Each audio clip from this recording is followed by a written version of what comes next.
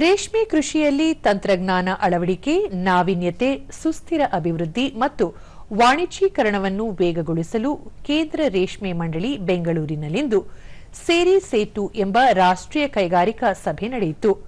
ಸಭೆಯಲ್ಲಿ ವಿಜ್ಞಾನಿಗಳು, ಉದ್ಯಮಿಗಳು, ಸ್ಟಾರ್ಟ್ಅಪ್ ಕಂಪನಿಗಳು ಹಾಗೂ ಪಾಲುದಾರರು ಭಾಗಿಯಾಗಿದ್ದರು.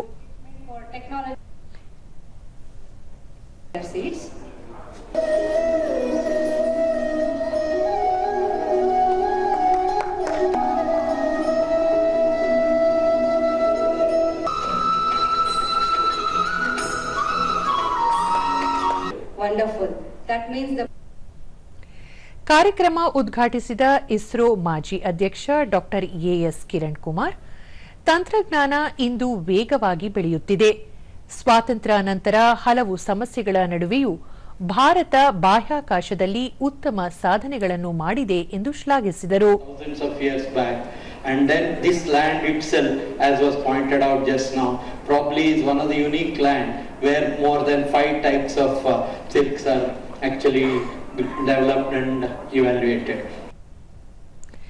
ಕೇಂದ್ರ ರೇಷ್ಮೆ ಮಂಡಳಿಯ ಹಣಕಾಸು ವಿಭಾಗದ ನಿರ್ದೇಶಕ ಪಿಎಸ್ ಗಿರೀಶ್, 2040 ಭಾರತ ನಿರ್ಮಾಣ ಮಾಡಲು ಪ್ರಧಾನಿ ನರೇಂದ್ರ ಮೋದಿ ದೃಢ ನಿರ್ಧಾರ ಮಾಡಿದ್ದಾರೆ.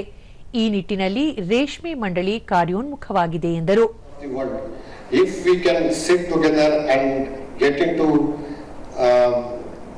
detailed aspects in this industry's meet, so definitely it will help in coming years.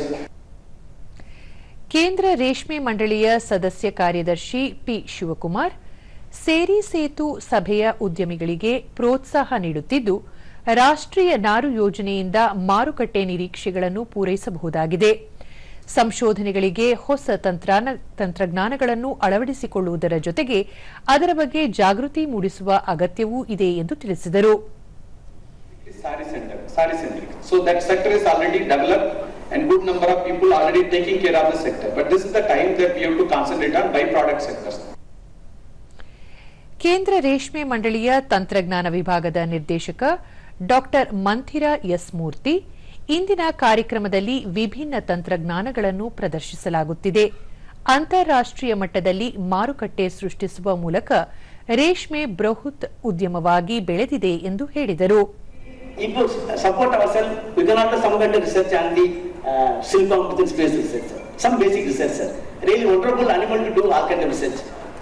Generally, any kind of meet, the industry meet, we are organizing this one. ಇದೇ ಸಂದರ್ಭದಲ್ಲಿ ರೇಷ್ಮೆ ಹಾಗೂ ಪರ್ಯಾಯ ಉತ್ಪನ್ನಗಳ ಪ್ರದರ್ಶನಕ್ಕೂ ಚಾಲನೆ ನೀಡಲಾಯಿತು.